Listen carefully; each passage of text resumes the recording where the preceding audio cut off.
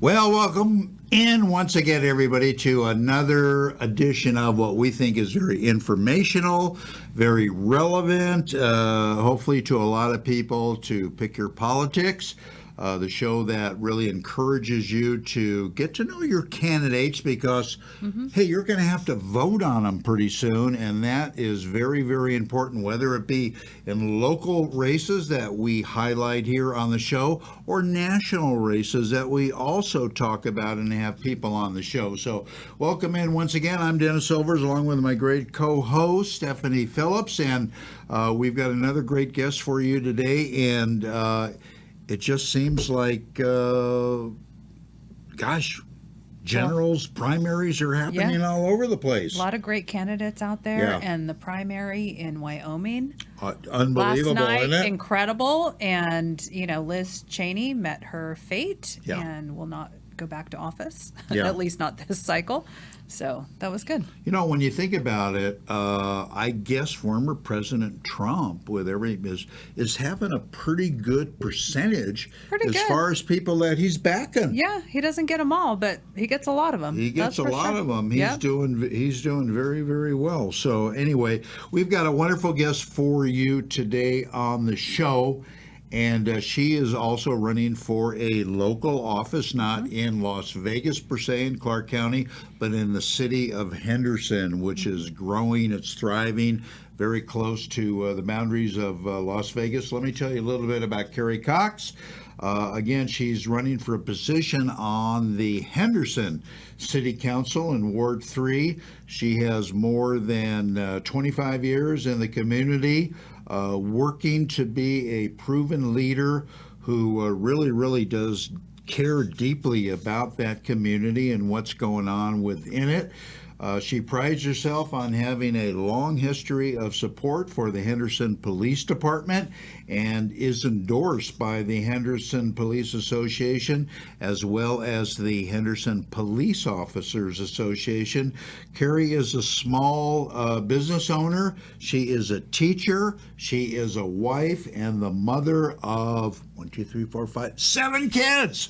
Oh, my goodness. How about that? And I think, if I'm not mistaken, 11 grandkids. Oh, my goodness. So we're going to have to talk about it all. I'm sure she has 100 pictures to show us. Yes. With all of that. So without further ado, let's get to it.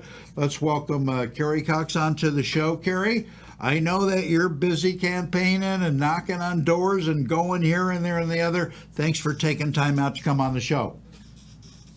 Thank you for having me. I really appreciate it. 7 kids. How do you kids. do that, wow. Carrie? Yeah. How do you do that? I have 2, and I thought, well, that's plenty. One at a time. Yeah.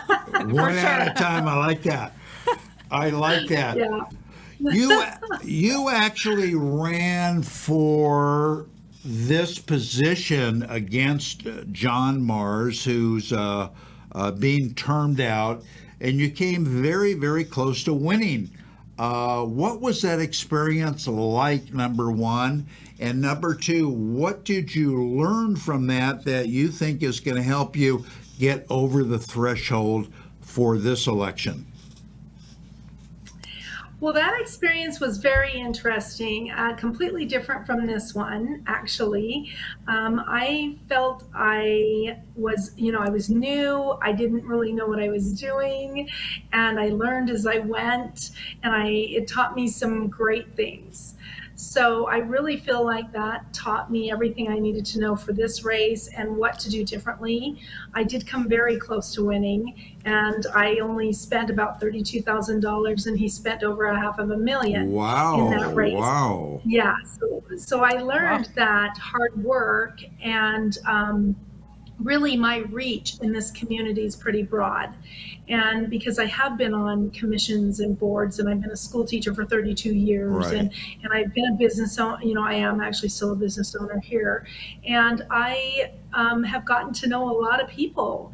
And I think that when you get to know people and you take the time to truly get to know who they are and what they're all about, and I don't know, meet them where they're at, that you have people that support you because Yeah. they know that you're authentic and genuine. And that's who I am. I'm authentic and genuine. And I've been helping my community in Henderson for, 27 years. And then before that, I was doing things in Las Vegas. Yeah, So. yeah. Let me ask you two questions.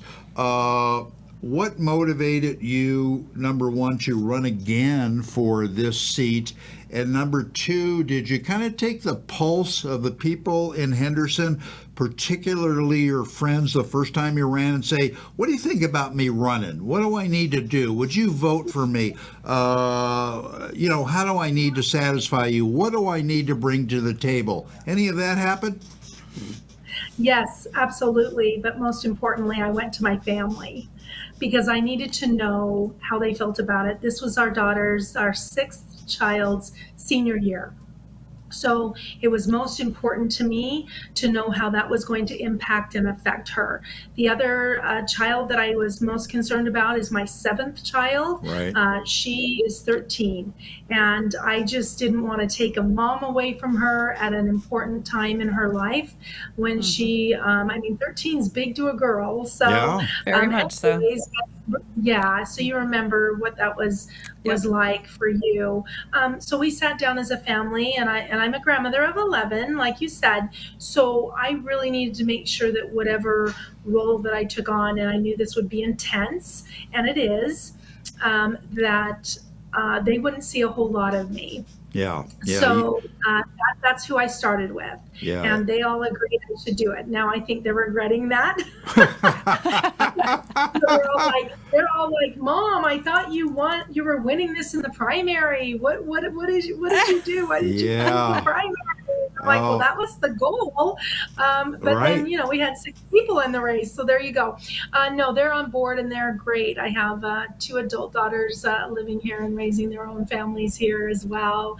And they are a huge help in my campaign. But then I That's did go to great. friends. Yeah. And I did go to those that helped me last time, and sadly, several have passed on. But I gathered the ones that are still here, and gathered new ones, and just said, "Hey, are you going to help me with this?" And they did. They said, we need you, Carrie, and they jumped on board. So I'm grateful for the support that I've Yeah. received from the community. And that's what friends are all about. 7 kids, you must have had a hell of a discount on baby diapers. And No, they were just a lot cheaper back when I was doing it. So. I can imagine buying all that now. oh my gosh. But It's horrible. Yeah, Yeah. it's so bad for my kids. They're in childbearing years, and Yeah. I feel so bad. Look at the formula prices if you Oh, can Yeah. find it. if Yeah. you can find it, that's so bad. That's very That's good. terrible. So running campaigns, politics can be dirty, can be negative and all of that. So how has this campaign been for you? How's the experience? Has it affected your kids in a negative way? And give us kind of an overall synopsis of that. Well, it has a little bit. I think, everyone's been really supportive towards my kids, so they haven't heard anything negative about their mom, which has been great. There's not a whole lot of negative out there to have. I've lived my life in such a way that I am what you see, and in fact, with humid, affected hair today, and I had it all puffy and beautiful, and now look at it. So you're seeing me in No, my looks real good. form Looks here. good. Looks good. Thank you. Thank you. But I'm what you see is what you get with me. And so really there hasn't been a lot that way. But I think what's hard on my adult daughters is they see different things posted that aren't accurate as far as to my opponent. And like a police endorsement that isn't accurate for her. I have all of the law enforcement endorsements, and I'm going to be honest, being you asked the question, I rarely talk about, I don't like to talk negative about anybody, but the reality is there were things put out that made it look like she had an endorsement from law enforcement. So that's when it hurts my kids, when they know that what is being put out there for optics is not Right. accurate, Right. and that my endorsements and my accolades should be mine. and that hers should be hers. So I think it's the dirtiness of politics that makes, I mean, I get text messages from my daughter, and she's a nurse, and one of them is a nurse, and she'll say, Mom, I just can't handle it. Like, I don't understand this type of campaigning. Yeah. Because she knows that I'm pretty easy on my opponent, and so the decision is always, when are you going to amp your game, and who does that impact or affect? And I try to stay as true to me as I can, and that Yeah. is just having integrity and showing, Yeah. getting the message out, and that's Yeah. what's hard, getting the message out when you have opposing Right. messages that Right. aren't Yeah. accurate. Yeah, That's for what's sure. hard. What is your small business? My small business, we do have one here. It's a child care learning center, but we also have a new business that I'm starting to help businesses, to help small businesses. And so, but that's brand new, and I can talk about that another time. But we did have a restaurant that we sold in February, in Okay. preparation to be a city councilwoman. Yeah. And then I'll retire from teaching. Oh, So good. Yeah. set up my life so that I can slide into that position and be there for residents and businesses, Right. and for public safety, for our first responders. They have a lot of challenges right now, Oh, and there's yeah. a lot that needs to be done in the city. And I want to roll up my sleeves and get to work even more than I've already been doing it kind of on the outside. I've been doing a lot of what a city councilwoman does. So it's going to be a natural transition for me. Yeah. What do you bring to the table to be elected to the city council that your opponent doesn't have? What's different about it? What separates the two? What do you think is the main area that makes you more qualified to sit on the city council? Well, I think I'm just more of a well-rounded person, and she's pretty good. I mean, there's nothing negative I have to say about her qualifications, except for the differences between her and I are, number one, I am going to work full-time, or she'll continue her real estate business. And number two, I don't have any conflicts. And so what that translates into is that when you own a commercial residential real estate company, the city council and that, they don't go hand in hand. Because you're working with zoning, you're working with people that own land and sell land and transactions like that. So, when you already have a commercial, real estate business that you own, that puts you into a position where those that you work with come to you and may need something. And so the question then is, do you abstain or not? Right. And I wouldn't want that decision as a city council person. So I can vote on everything. I'm not beholden to anyone. Having said that, I'm willing to work with everyone. So I don't feel someone needs to have me beholding to them for me to work for a win-win. Right. And that's how I ran my business, and I'm easy to work with, and so that's another difference between the two of us. Also, I really want to help law enforcement, and I want to help our firefighters in a big way, and I really am an advocate for them. I've been working with them for years. I've been at all of their events. I've been at Shop with a Cop, the Big Give, all of the back to school things that we do for kids, and backpacks and things like that. And then also work alongside with fire, not as much as I have with law enforcement, but they really need an advocate. And that is something that they trust me. I have those relationships. And that's a big difference between me and the opponent. Yeah. Well, Stephanie has started a nonprofit called Dead Mothers, and she does the same thing with the backpacks for the kids, and we're going to talk about that another time. But that's great. Mm-hmm. That is, and I know I've seen a lot of those that the first responders do, and they collect school supplies, and that's great. Yeah. What do you see as the biggest challenges that the city of Henderson has, and what would you like to change the most when you're on the city council? Well, one of them is really we're down over 40% now in officers due to retention recruitment and retirement. We are looking at losing a third of our employees at Henderson. Wow. So along with the employee crisis across the board, and owning a business and understanding what that looks like, and we've got to get, we have a great city, and we have great city employees, and I'm grateful to them for all they do for the city of Henderson. But they're ready to go. They've done their time, and a lot of them are moving on, and I want to make sure that we can fill those vacancies with the same quality and amazing people we've had. And then just, if we have to understand that our growth has just outpaced our ability to keep up with public safety, period. And I know I've said that over and over again here already It's on the true, show, though. but It's true. yeah, it is. And so I'm out recruiting.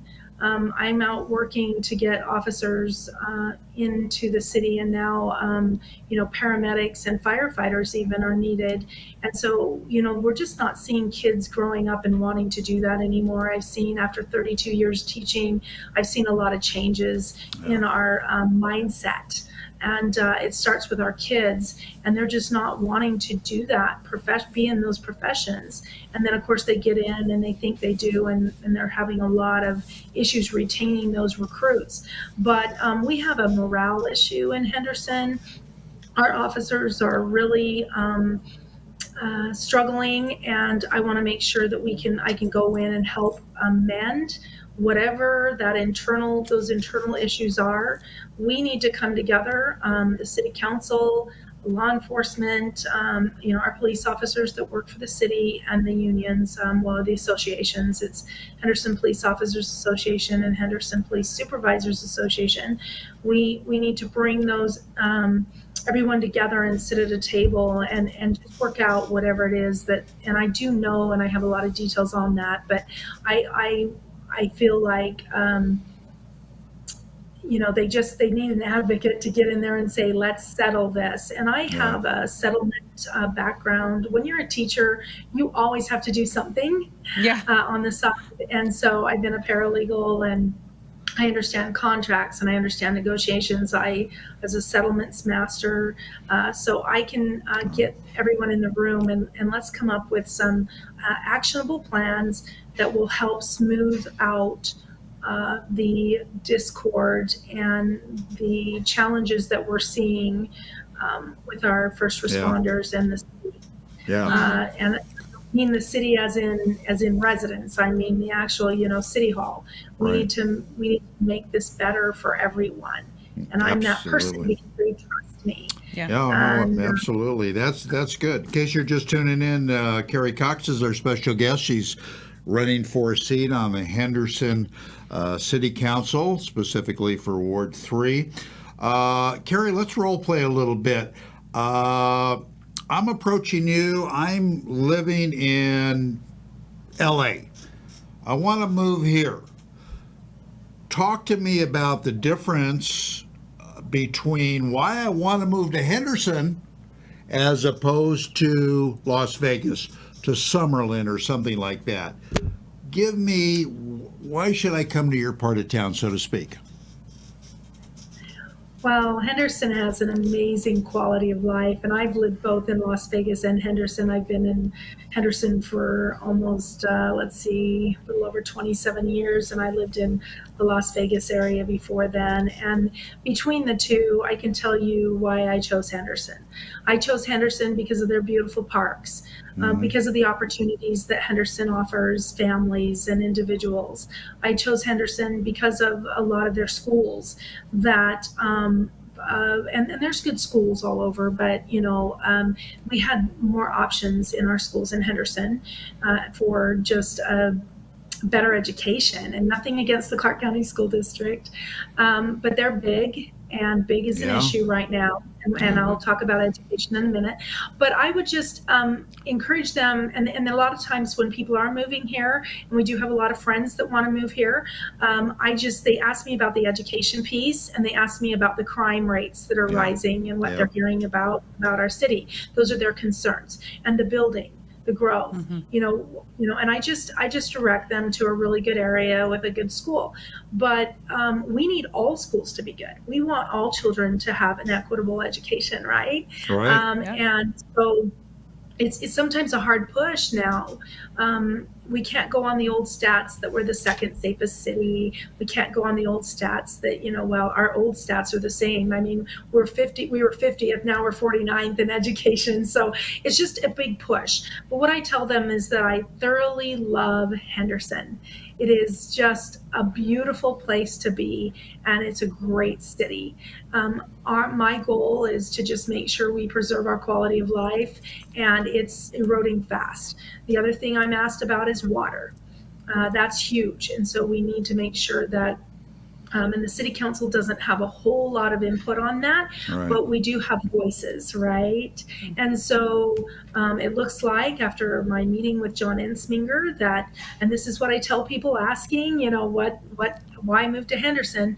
Our water situation is such that will we be able to fill Lake Mead? No, not in the long-term future.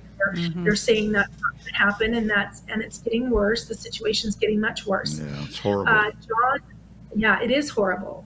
John reassured me that we would have enough water to drink and to have, our showers and to have the water that we need as residents. But we're not going to be able to continue to issue building permits if we don't double down on our conservation efforts. We have to change from I think it's 100. I'm doing this from memory, which is always risky, but 111 gallons per day. I'm not even going to quote it. I had so many stats given to me in an hour and a half. I'm not even going to quote it. But the bottom line is this: we have to reduce, and we've done a great job in Nevada in general, especially here in Southern Nevada with conservation. We should all be really proud of that. Yeah. But conservation we have to double down on that, and we have to do even more. And so that is the only way we'll be able to continue our growth. And I want to be part of that. I think as a city, we can definitely help get the messaging out. Yeah. And I feel like I'm pretty good with messaging. So I want to help in any way I can to make sure that people feel comfortable coming here. But that's what I would say out of the two. I'm not against Las Vegas. I live there and I have great friends there. But I just feel like Henderson has a lot to offer. Yeah. Everybody's between a rock and a hard place. They want growth. You've got to have growth for revenue, but yet with the water situation and all that stuff, it's tough. Stephanie uses a ton of water every day to wash her hair. As you could see, this massive hair, so that might hurt you, Steph. I know. I'm going to have to cut back. I know. Really beautiful. I know, and I'm not today. But hey, no, I love her hair. But we do need to make sure that we have. See that? Did you hear that? I do too. I was going to ask you about building permits, because you see the city exploding and building permits are just, thrown out, it seems, all the time. And I think that maybe some of those are going to have to be restricted coming up because of the water issues. Is that your thoughts if you're on city council? Yeah, we hope we don't get to that point, or I definitely hope we don't get to that point. But I just know that the conversation with John Ensminger was very direct and poignant in that he said we have a choice, double down or there won't be, business permits going out. And I think I read something recently about Las Vegas City Councilwoman commenting on, well, that's not going to be very popular if we have to pick and choose who gets them and who doesn't. And I agree 100%. And so I'm hoping we don't get to that point. If we do, we will have to definitely have a fair system in place. I don't want to see certain builders over other builders get permits just because they know someone. I apologize to anybody that feels that's the way to go. But I really feel strongly that systems do have to be fair, and we would have to find a way to do that so that we can give out building permits across the board, even if we're reducing the amount of building permits to each. Yeah, you've got to be fair. The allocation, though, to each of the states that uses water from the Colorado River, it seems like Nevada is given less proportionately than some of these other states, and I think some of that needs to be redirected. And I was reading this article in Las Vegas Tribune today, and the federal government had given the states 60 days to negotiate. And yeah. yesterday, that 60 days expired, Yeah. and there was no, settlement and no agreement. But California, out of all the states, they weren't giving up any water. But Nevada, New Mexico, the other states were willing to give some and maybe make a deal, but Yeah. California. So I think maybe if some of that water is redirected how it should be, because we've grown so much, Yep. that it would be a little bit more equitable. No doubt. No doubt. Well, and that's a major issue, right? So years and years ago, a senator for Nevada said we'll never have, anything built in any major way out here in this desert. We surprised him, obviously. I think he's long gone. But California, and I love California, but it's an issue. They are not willing to deal with come to the table and figure this out as a group, as a team, which is necessary. We don't even use our complete allotment, actually. We've looked at desalinization plants. They're refusing to do those. Right. I frankly don't know if the power grid could handle it, which, speaking of, water's just not the only issue. Our power grids are the issue also. Yeah. So we need to realize it's not just water. The federal government is stepping in. I'm hoping that they may be able to convince California to make a better choice. We have, as Southern Nevada Water Authority has contributed $750 million to a project California is getting ready to do for water. But in the end, they have more water than any of us. Right. So right. we have access to all of the oceans. So, they could definitely do some desalinization, I feel. But I'm not the expert on this. I do know, though, we have to work on win-wins. And when we don't care about the other states or those being affected, because these are human beings we're talking about, this is, that's a disappointment. I'm disappointed. Yeah. That's probably my best answer. I'm very disappointed. And when they won't even come to the table, we've got bigger issues. Yeah, Right. it's not good. I was born and raised in the LA area, and sometimes I get so embarrassed about California, even though it's a beautiful state. But what's going on is crazy. Before we run out of time, Carrie, tell us how people can get a hold of you, learn a little bit more about you. I know that everybody's looking for dollars to help their campaign, and tell us about any events you've got coming up in the future. Okay, well, they can reach me. I'm all for giving out my own cell phone. It kind of surprises people, but I am. 702-306-3302. They can also reach me by Carrie Cox, vote Carrie Cox at gmail.com. And votecarriecox.com is my website where they can go on and go ahead and give a donation. We always need money. And that will be put to good use to be able to win in the general for me and to be able to represent Henderson in the way that we deserve. I have an event coming up on the 26th at Legacy Golf Course. It's at 6 p.m. until 8 p.m.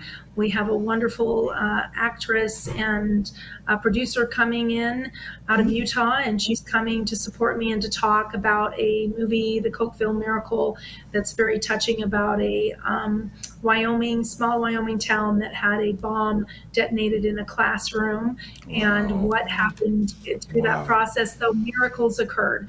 So anyway, and I didn't get to talk about my education component, but anyway, we really do need to see that we have our own school districts. I really feel strongly about that, and our economic recovery is critical. So those are my top three, and thank you for letting me be on the show today. It's been a pleasure. Oh, Thanks we're for so coming glad on. you took the time. Yeah. It was great. Yeah, we very much appreciate it. Good luck with everything. We'll keep following you, and might even show up at an event or two that you're having, providing you're Please. having food, I assume, right? You're going to feed us? Oh, yeah. Oh, okay. Oh, yes. There's always food. Legacy Golf Course owners are phenomenal people, and Yeah. I'm grateful to them for hosting this event. And then there's another one on the 28th if they want to come and meet the mayor-elect Romero and my opponent and I, and that's out at Chimera out in Tuscany. So Out in they Tuscany. can always go on to Eventbrite and sign up for that. And all you have to do is just RSVP with me if you're coming to my event on the 26th. Then it's a Got it. free event. Come meet me and get to know me. That would be awesome. Anyway, Carrie, thanks so much for taking time out. We'll let you get back to painting, painting. Not painting, to campaigning. Yeah, campaigning. I meant, And her kids. Yeah, and best of luck, and we'll try to get you back sooner than later. How's that? Thanks, Dennis. Thanks, Stephanie. Thanks, You're Carrie. welcome. Good to Thank see you you. very much. All right, Carrie Cox, everybody. She's a busy lady. She's a busy lady, as everybody is, and I'll tell you, as far as the race in Ward 3, Yeah. tough. It's going to be tough. Tough. Yeah. Great candidates. Both Great of them. candidates. They both are into it. They got great ideas. They've got their own definition of what they want to do. And they It's both a have tough been, choice. Yeah, they've been in the community a long Yeah, a time. long time. They've invested their time, their businesses, their families. So yeah, their events will be good too. Yeah, it's You'll gonna get to eat. Yeah, I get to eat. Thank God. All right, that's going to wrap it up for this edition of Pick Your Politics. For Stephanie Phillips, I'm Dennis Silvers. Remember, get out and vote. Know your candidates, and your vote counts. It really does. It really matters. So until then, we'll see you again next show. So long, everybody. See you later.